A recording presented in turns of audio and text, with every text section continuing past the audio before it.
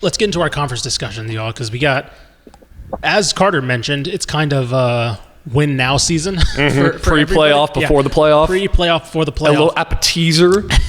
So let's start with the biggest conference we're going to talk about is the SEC, right? Mm-hmm. This is arguably the conference with a Texas team in the driver's seat in Texas. Well, two technically. Yes, Texas and Texas A&M. Which will kind of play out if both teams kind of take care of business. I believe, both teams take care of business this weekend. Will then culminate next weekend. If neither team spits the bit this weekend, they control their own destiny going into the Lone Star Showdown. It'll be the highest stakes possible for the renewal of the rivalry, which is beautiful for a company that just put both teams on the cover of their magazine. So let's start with the SEC, and the topic of discussion is simply who wins, why. Let's start there, right? Both teams, the Texas teams at 5-1 to kind of set the stage for everybody, right? Both teams at 5-1 in conference. Craven, if you had to pick right now, and this is a national discussion, right? This isn't just the Texas teams. This is any team in the SEC. If you had to pick, who would be your bet to win the SEC and why? I'll take Georgia.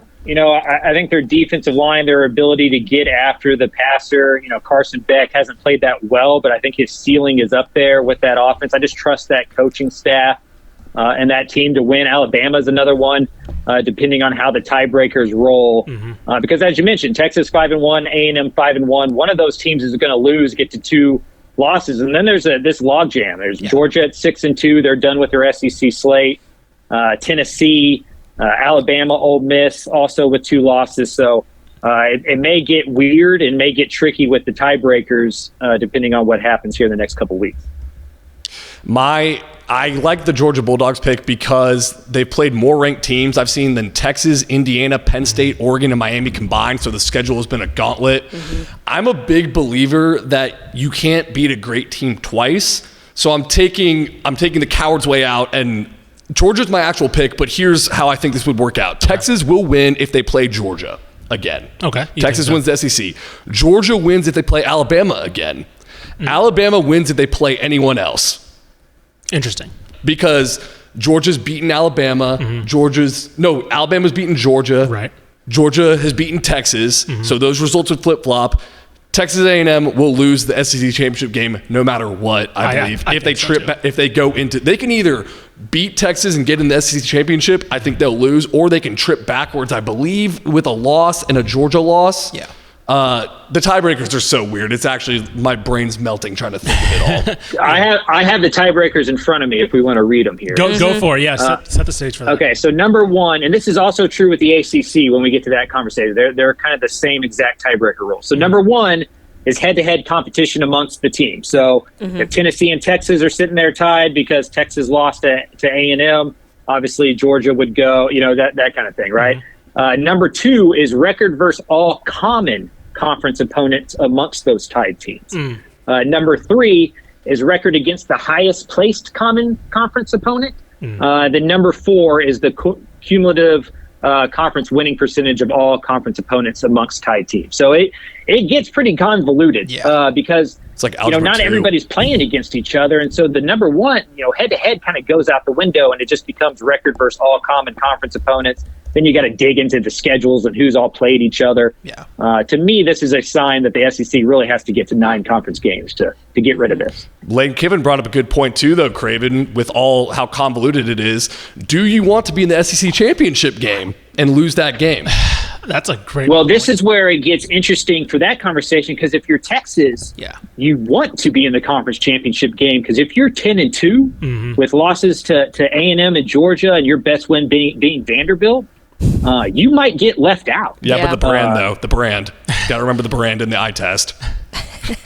Yeah, but they're going up against other brands, right? The other brands they're going up against are Tennessee and Ole Miss and Alabama and Georgia. I mean, they're up against UTSA or something, Well, right? also, And so, don't forget that if the SEC gets 4 or 5 teams in, Texas may be on the outside at 10-2. I was going to say, don't forget that the Big Ten is more or less getting 4 teams in as well, Yeah. right? So, like, they're guaranteeing their 4 teams, right? They're getting Oregon, Ohio State, Indiana, and Penn State, right? And so, like, they have those shored up, so there's no debate there, right? So it's the SEC fighting to keep their, for Texas to fight to get one of those last spots because it's not a down year for the Big Ten, so there's not going to be a 5th slot or something for the SEC. Can I ask a question? Go for it. If Indiana gets blasted by Ohio State, do they get in at 11-1? No. Well, I don't think they do. they're guaranteed a Big Ten championship because they play Purdue next week. Yeah, they would get into So the if they beat- Big Ten yeah. championship. Here's the thing. Here's But if they where lose the Big Over Ten Penn- championship, They get in over Penn State? If they win the Big Ten championship, yes. If not, no. I think Indiana is guaranteed a Big Ten championship spot, even if they lose to Ohio State this weekend, because they'll beat Purdue next week. College football playoff spot, though. But I'm saying if they win, and then if they go on to win the Big Ten championship, then yes. Okay, I agree with that. But I what if think they it will lose come- Big Ten championship? I think it comes. No, then they'll have. I think that's 2 losses and. Yeah, Yeah, no, I think 2 losses. If one of them's Ohio State, 'Cause that'd be then 2 one of them's the losses, then no. championship, Then yeah, I don't think. I think that puts them in the discussion of a Texas and with 2 losses, and you look at their strength of schedule, and it's like, okay, it doesn't match They up. played like 7 of the 8 bottom teams in the Big Ten. Yeah, to Craven's point, I don't think if they lose to Ohio State, even if they get blasted, but win the Big Ten, I think they're in. But if they lose both in no matter what fashion, I think they don't get out because then Well, if they win the Big Ten, they're in guaranteed. Yeah, right. And so, but I think that having the 2 losses puts them in the discussion now with teams that have probably a better resume. Because I'm looking at, I think a lot of people look at the strength of schedule, but I think strength of record is probably the better indicator, right? Actually beating teams that, as the season goes along and gets evaluated, right? In retrospect, hey, how good were those teams? Mm-hmm. Oregon right now is the number 1. This is the top 5. Oregon, Georgia, Ohio State, Penn State, Texas. Into our strength of record, right? That is the team. Wait, I thought Texas had a bad strength schedule. Yeah, That's what everyone wants to tell me. That's what everyone wants to tell you now. But Indiana is 6. Right, so they're not playing bad teams necessarily, right? But of course, strength of schedule is evaluated a lot of the time by preseason, what we think these teams would be. Yeah. These teams actually end up being pretty solid for what they are. But again, what you're now doing is Texas and Indiana are 5 and 6 in strength of record. So now you're bringing Texas into that discussion versus Indiana.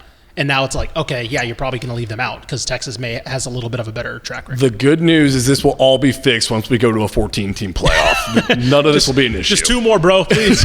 And then more issues will come up. 2 more slots. And then we expand to 20. Because here's my thought. Because the reason I bring that up is because I think there is a way that the SEC gets 5 teams. And if Indiana gets blasted by Ohio State, then Ohio State and Oregon is going to be the Big Ten championship game. Sure. And I just don't see how an Indiana 11-1 team gets in over, let's say a 10-2 Tennessee team with big wins. Because what's the best win for Indiana if they lose to Ohio State? Washington, Nebraska, Maryland, maybe. Right. And so if they have just been the way that they've been leaning on strength of schedule to exclude second place ACC, to exclude second place Big 12, makes me believe that 11-1 Indiana, because they don't have the helmet cachet that they need, may get left out for a 10-2 Alabama or a 10-2 Ole Miss or a 10-2 Texas. Yeah. I wouldn't see that as far-fetched. So circle this back to specifically the SEC though, when you look at the issue with, and this is kind of an issue I have with, I guess, the SEC as a whole right now, is that I don't think anybody separated themselves in the pack because everybody has a glaring weakness, right? I think Georgia and Texas are very similar, actually, in terms of, I don't want to say glaring weakness, but probably their weakness, which is the ceiling of their quarterback play. I think Carson Beck has been more erratic than Quinn Ewers. I think he's at times hindered that offense, that from what I've seen, and they don't have as good of a running game as they had in the past. I think obviously Georgia's defense has been sensational and it's kept them in games, as we saw against Texas. But for me, I look at Georgia. I would pick Georgia to win the SEC if I had not seen, until last week, honestly, from what I've seen from Carson Beck. I have more faith right now in Quinn Ewers than I would in a Carson Beck against a top defense, because I have seen Quinn Ewers do it against good teams and against good defenses. I have not seen it this season from Carson Beck when teams know, oh, okay, they don't have Brock Bowers or Ladd McConkey anymore. And like you mentioned, Carson Beck will lose you a football game throwing 3 interceptions, except if he plays Texas, and then they'll still win. I think the issue with Quinn Ewers, and I'm sorry to interrupt. I didn't want to. I think his ceiling this year has been like 7.5. Right. Last year he showed in Tuscaloosa he can go to a 9. Right, but he hadn't shown that against Washington in the semifinal. You can go to a 9, but this year he hasn't hit that. Whether it's injury or whatever, I think he's been closer to 7 consistently than hitting that 9 mark.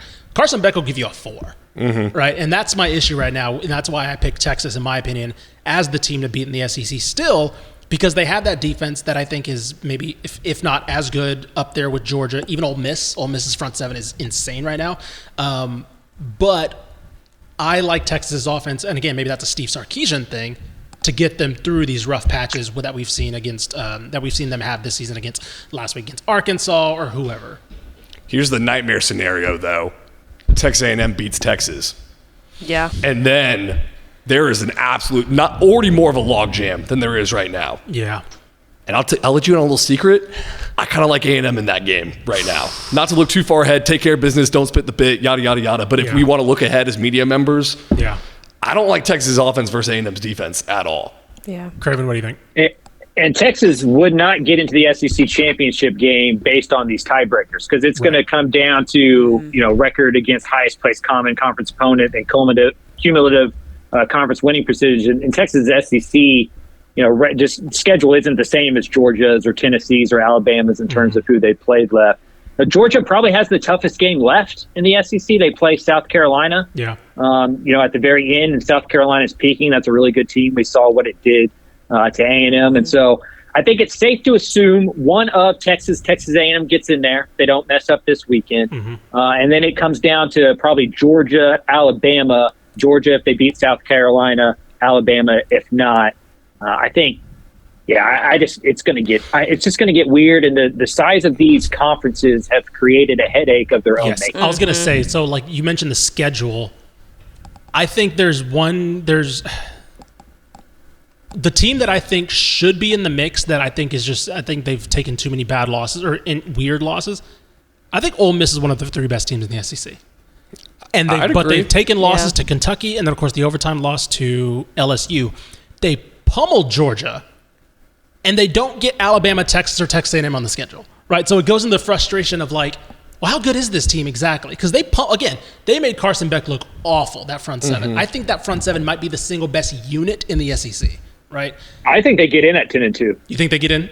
Because they have that Georgia win in their cap. Yeah, I think that they're fine if they're 10-2 and don't make the conference championship game. I would much rather see them over Tennessee. Like, if Tennessee gets in, I'm going to be like, ew, gross. I don't want them in there. Yeah, I'm curious about the tiebreakers on that one. But yeah, Tennessee does not. Their offense is not what we thought it would be. The defense is solid, but I think we kind of had this expectation of Tennessee being this vertical offense, and that's just not been that explosive. Which, as Craven mentioned, if Ole Miss gets in, like this 12-team playoff was created for Ole Miss and Penn State. Oh yeah, like it is the Penn State and Ole Miss Invitational. It sure is. Oh, 100%. And Tennessee at this rate too. Tennessee, they've looked mid, but they were 7th in the last poll. They may be, maybe around the same spot. Are we also forgetting about Missouri and Eli Drinkwitz? No, they're out now. They're out. We're done with that.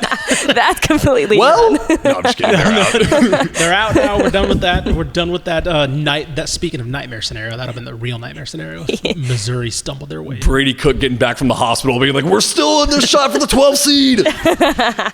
Thank you, South Carolina. Worst case for us is A&M loses to Auburn and then beats Texas, which is not, because then they both be eliminated, which I could see happening. Because of course Hugh Freeze, of course I don't think he's that great of a coach, but he's known to generate these one-off games.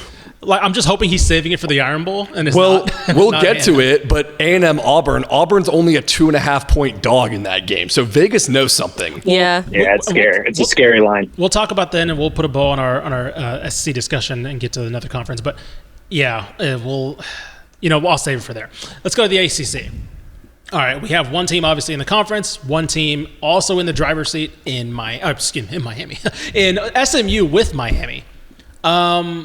What are we thinking here? Are we calling our shot with those two teams? Obviously, Clemson's still there as well. This one's much easier for my dumb brain to figure out. It's just one. It's one bid. Easier to think about. It's like win your conference, you're in. Yeah. You want to do some blind resume? Go for it. Right now? Go for it. Here's Team A, 9-1 record, 14.1 FBS differential, 0.532 opponent combined win percentage, and Team B is also 9-1, 19.1 FBS point differential. So they're winning games by 5 more points. Yes. But their opponent win percentage is 0.477. Okay, so that's Team A. Winning record versus losing record. Winning record versus losing record. Yeah. Team A's best win is versus the Big 12 leader. Team A's worst loss. Their only loss is Big 12 BYU leader. Mm-hmm. Team B is 6-4 Georgia Tech. That's who they lost to. Who's ranked higher, I wonder? Yeah. I mean, I know it's Miami that's ranked higher. Because they can use the eye test instead of you can go flip-flop between resume and eye test, whichever one you want to do. All right, we'll call it right now. Who's winning the ACC? SMU. You think SMU's winning the ACC? Yes. I agree. Craven? I want to pick Clemson. Do it. Let's cause some chaos. I mean, they need some help. Yeah. Miami finishes with Wake and at Syracuse. If Miami loses one of those, then Clemson would back their way in because Clemson's done with the ACC schedule. They got Citadel this weekend, and then they play that interstate, against South Carolina to finish out the year. And so, I think if Clemson was to get there, I think Clemson is the best team. Mm-hmm. But if it's SMU Miami, I think I'm leaning SMU too. I can't believe I'm saying that based on. I mean, Mallory was with me when I was in Vegas. I put a decent amount of money on Miami having a pretty good year, but I just think Miami just shoots themselves in the foot too much, and SMU seems like the type of defense that can take advantage of that if Cam Ward can't make big plays. So give me the Mustang. So what? Okay, so what if Clemson gets there and they win? Well, the amount of times... are they in? Clemson wins it. The amount of times... if they win the ACC championship, they're in. Because we've got to remember, the highest-ranked 5 conference championships are guaranteed in. Mm-hmm. And so unless we think a second G5 champion is ranked above the Big 12 champion or the ACC champion, it doesn't matter who wins it. They are going to be in for sure. So if Clemson wins the ACC championship, not only are they in, they probably get a bye. That would be very fitting for the amount of times people have tried to write off Cade Klubnik for bust. For him to win the ACC, come back from the dead. Just quietly win the ACC. Is this a safe space? What's up? Yeah, you're the trust tree. Safe space? I got a lot of heat back in my recruiting days for thinking Cade Klubnik was the best quarterback of that trio. The Connor Wegman, Quinn Ewers, Cade Klubnik triumphed. They were supposed to be in the same class. Quinn Ewers reclassified, so it didn't end up mattering. But I was on a platform of saying Cade Klubnik was the best quarterback in that group, and I don't think I'm completely wrong right now. I mean, let's be honest. No. He's the only. I don't think he's in the finalist discussion, but he's by far the highest of the Heisman hopefuls of those, right? Like Quinn Ewers was out of that discussion, obviously because of the injury, but like his play as well. Until I'd say about last week or a couple weeks ago, Klubnik was a dark horse in that discussion. So yeah, no, I'd say you're validated on that for at least the production of this season for sure. It kind of is how their high school careers were, where Quinn Ewers started off way hotter and Cade Klubnik just rose so quickly and fast as he became like into the later years of high school. Okay, so we agree Clemson's very scary. Let's just picture Miami and SMU in the ACC championship game. Mm-hmm. Here's a crazy thing I was thinking about. Which coach do you trust more? I think Rhett Lashley. People, you should know my thoughts on Mario Cristobal. So. And Mario Cristobal has not had a doy Cristobal moment really yet, so he's due. He is due for one. But Cam Ward has bailed him out of it, and I think that goes to Craven's point. This is a Miami team that should not have one loss. This is a team that should be undefeated. Should have no. I was going to say should have more losses. Oh, really? Cam Ward has pulled this team out of something. And granted, some of those are his mistakes too, right? He hasn't played the cleanest this season, but I think that if you look on paper, and I think this is where Craven was smart with his bet for Miami. If you look on paper, there's almost no flaws with this Miami team, right? On paper, you look at they have a quarterback now, they have an incredible defense, they have skill position, they have an offensive line, which is Cristobal's calling card.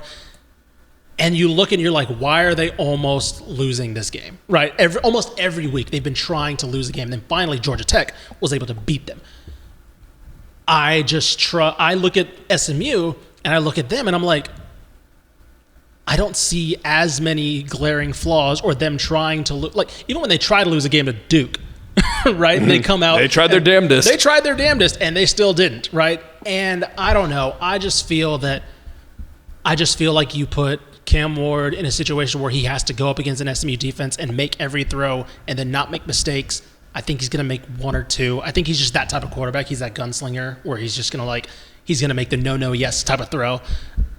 I just feel I hate that kind of gamble against SMU, who's played so crisp all season, in my opinion. So that's why I would go with SMU in particular if those two teams match up. And the SMU-Miami matchup is so fascinating because of all the ties on the SMU roster to Miami. And of course, Lashley too. Not only the head coach and Rhett Lashley, but Elijah Roberts, Brashard Smith. I mean, a lot of the guys that we know of. Yeah, 100%. I mean, there's I think 9 or 10 former Miami players on the roster. Yeah, and so that's why I would. This one's going to be very fun to watch because, obviously we didn't think SMU would be here. And I think that... I sure didn't. Yeah. Say more on that again. But no comment. But I'm looking at Miami's, and this is why, right? I'm looking at Miami's. I was trying to find their resume. Beat Virginia Tech by 4, Cal by 1, Louisville by a touchdown, which, of course, SMU similarly. And then, of course, they lose to Georgia Tech. So, I just think they've had so many games where Cam Ward's had to pull out the Superman moment. And he's done that until last week. So, anyway, that's just why I think about SMU. All right, let's go to our last conference of the discussion. Conference USA, another team that I don't know if we had them in this discussion at the beginning of the year. Sam Houston sitting at 5-1. Massive game against Jacksonville State this weekend. Who do you got winning Conference USA? Of course, Western Kentucky still there in the mix as well. Liberty on the outside looking in. Before we pick the winner, it's all going to be decided on the field, which is one of the few conferences you can say this about. Yes. By the way, that was another thing. ACC, fix your scheduling, because why are all these contenders not? We have 3 contenders and none of them play each other. It's ridiculous. Anyway, go ahead. Jacksonville State undefeated at the top. Yes. Sam Houston and West Kentucky have 1 loss each, but WKU has the tiebreaker. Liberty is trailing with 2 losses, but they're lurking. Yes. Sam Houston and West Kentucky both play Jacksonville State and Liberty. Liberty and Jacksonville State have played each other already. Jacksonville State holds the tiebreaker. So all these teams are going to play each other in the last 2 weeks of the season. It's going to be insane. That's going to be awesome. Who are you picking? I am going to have to go with Jacksonville State. I think because, I want in my heart of hearts to pick Sam Houston, but the offense terrifies me. I think Hunter Watson is he is Monty Python with his arms and legs cut off right now from running so much. I mean, he's so injured. Yes. And the offense has just been at a standstill. He's still their best option at quarterback. And Jacksonville State has a rushing attack better than Sam Houston's. Their quarterback, I was looking at it today, Tyler Huff has 902 yards, 10 touchdowns, 6 yards carry. Their running back, over 1,200 yards and 19 touchdowns, 6.4 yards per carry. So that rushing attack versus Sam Houston's defense, it's going to be heavyweight bout. Yeah. Craven, what about you? Yeah, I think Jackson State's probably the favorite. I like Western Kentucky a lot. I was there when they beat Sam Houston and kind of took over in that second half when Hunter Watson didn't play. I'm with Carter. It feels like a 2-team race with Sam Houston kind of being right outside just because that offense, I just don't know if they can score enough points. Yeah. I think over the last 3 weeks, they've scored a total of 40 points and they're 3-0. Yeah. They're just winning these very small margin defensive games, and you would just think that would run out against the better teams in the conference that can score over 20. I wonder, my nightmare scenario is Liberty just turns it on and beats Western Kentucky and Jacksonville State and gets in somehow. And then the dominoes fall correctly. Well, they play Western Kentucky and Sam Houston. They've lost to Jacksonville State. That's right. Yes, you are correct. Sorry. Yes. So, but the scenario could still hold. Right. I think it's Western Kentucky that plays both Jacksonville and Liberty coming up. So that's my nightmare scenario. I would pick Jacksonville State right now because of, I think I'm with you guys. I love what they figured out on offense, right? It's efficient. It does what it does. They started 0-3 this year. They're on a huge win streak. Yeah. And so, for me, Sam Houston, I think it's a great feel-good story, but I don't think this offense is sustainable to a conference championship, right? I think that they're able to do, especially, and this is why this game against Jacksonville State is going to be so interesting. What happens when they play an offense that can get 1 or 2 past that defense, right? When they're playing catch-up. Now, granted, They did that against Texas State, right? That was a team that got on the front foot. Hunter Watson had a fumble that resulted in a touchdown. They went down big. That was before Hunter Watson was on 20 HP. True. And also, I think that game says a lot about Texas State as well, who's built up big leads and then given up, let teams come back into certain games. So I think that was a little bit of column A, column B thing. But we have seen them do that. But to your point, it was with a healthier Hunter Watson. It's also not a way that I would like to. Obviously, not a way you would like to play the game. It was like, oh, what happens if an offense beats us blah blah blah over the top a couple times? I don't know. I think for me, I wouldn't be shocked if they beat Jacksonville State because I think their offense plays into a little bit of Skylar Cassidy's defense. It's a very run-oriented offense, but I just worry about them consistently playing against these top teams now. What happens if one or two that are definitely more talented on offense gets past the defense and injured Hunter Watson has to make a couple throws that he probably can't right now. Yeah, Jack State scored over 30 points in each of their last 8 weeks. Yeah. Over 27 every single game other than that Louisville game. So, while it is a ground attack, it's that Rich Rod offense where, it just busts big plays and all of a sudden you look up, it doesn't feel like you've given up a lot and you're down 28-7, and it's the third or fourth quarter. So, I like Jack State a lot. They're a little one-dimensional at times, but that one dimension works really well. This is a question that I'm just curious about that I want to hear y'all's thoughts on before we move on from this. Mm-hmm. Is there a scenario that y'all can think of that the Big 12 champion gets left out? No. We talked about this on the Sunday recap. Yeah. Me and Craven did. It's written in the bylaws that the Big 12 champion can't. Yeah. Okay. Well, it would require 2 G5 champions to be ranked higher than the Big 12 champion. Right. And that's just not the case, right? Boise State and, say, Tulane would have to be ranked high because the five conference champions that are ranked the highest are automatically in. We all just assume the 4 major conferences get that because it's just unlikely that 2 G5 teams are ranked above. And strength of schedule plays in there a lot too. Yeah. Well, it's the only scenario, and I don't say I think they set themselves up with where they're ranking Boise, how they're going to classify the G5, right? They're literally the high test. Exactly. Yeah. But the wild card, and I just don't know how to interpret them, is Wazoo. Wazoo's 18 right now, but you can't classify that. They're obviously not a Power 5.